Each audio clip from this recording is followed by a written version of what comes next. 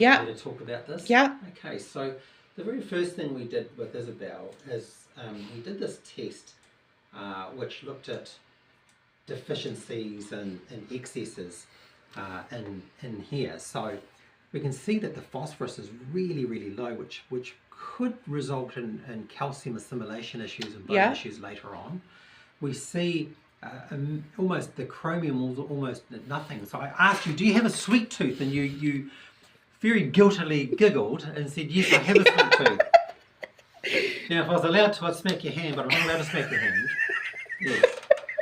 And we see here, you know, some other dislocations, you know, which might struggle with things like vitamin D assimilation, iodine, low sulfur.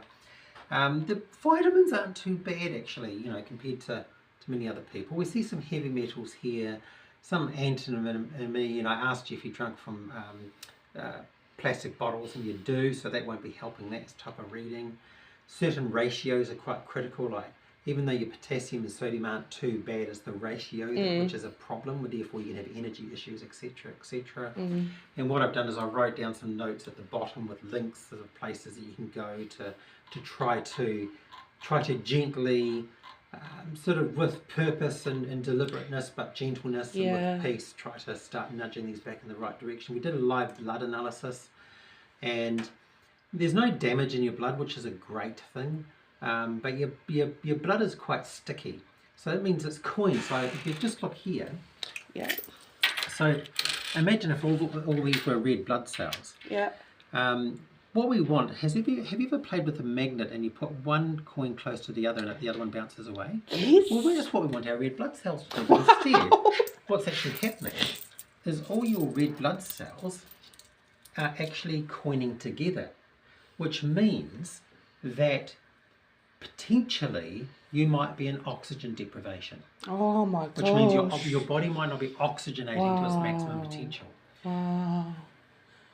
This is the best problem to have, because you could literally take your shoes and socks off, stand on the grass, sun on the head, and that can be remedied. This is a sign of inflammation, it's a sign of potential dehydration, but it's the polarity of your blood.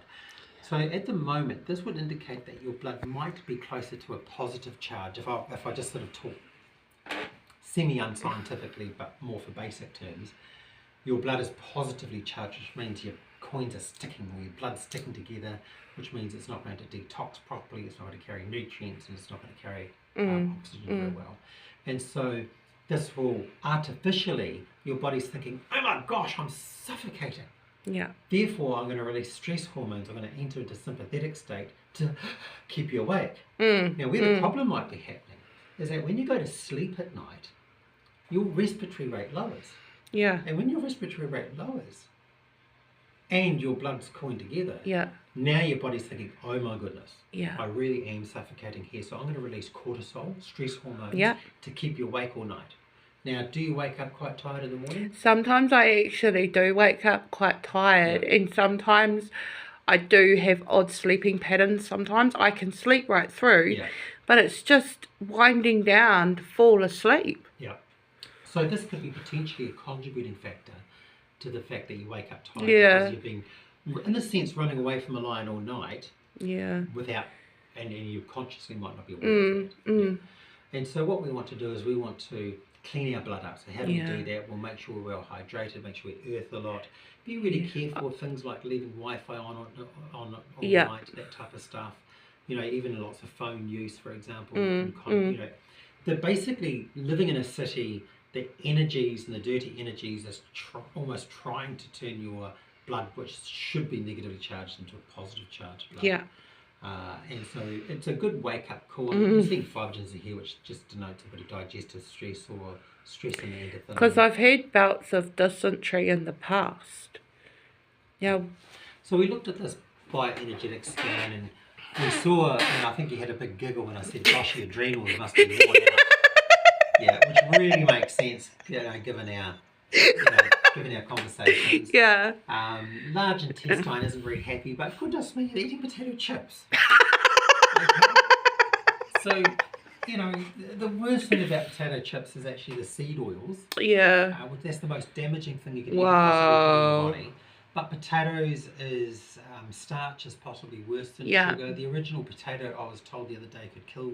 The original potato. There's like a low-calorie potato and the low-cato. Or calorie measurement doesn't exist in food. Wow. That's all a big scam. Yeah. And we're not worried about calories whatsoever.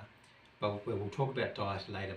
But the teeth seem to be really unhappy. Oh my gosh. You should confirm the issues with your teeth. Yeah. Then these are sort of some of the things here, like this, trying to give you support.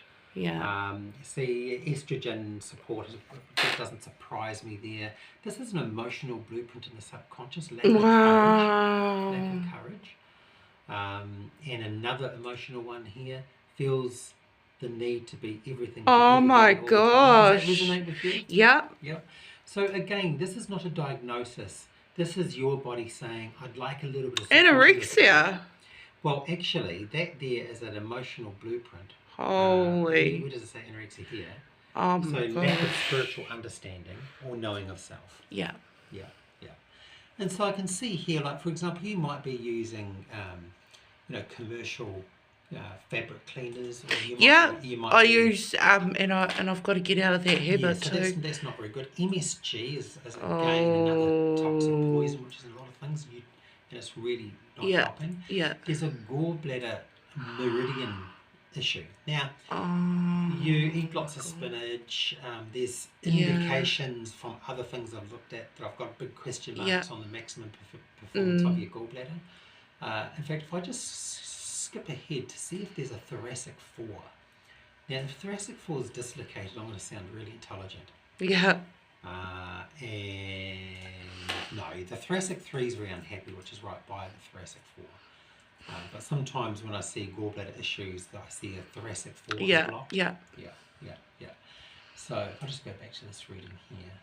How to do that? So it's actually quite interesting in some of the reads that we looked at, which we've looked at already, how we saw feeling criticised. Now, you've given me a big story about how the doctors and the hospitals treated you. Yeah. And so that being the very worst reading in your subconscious really makes sense.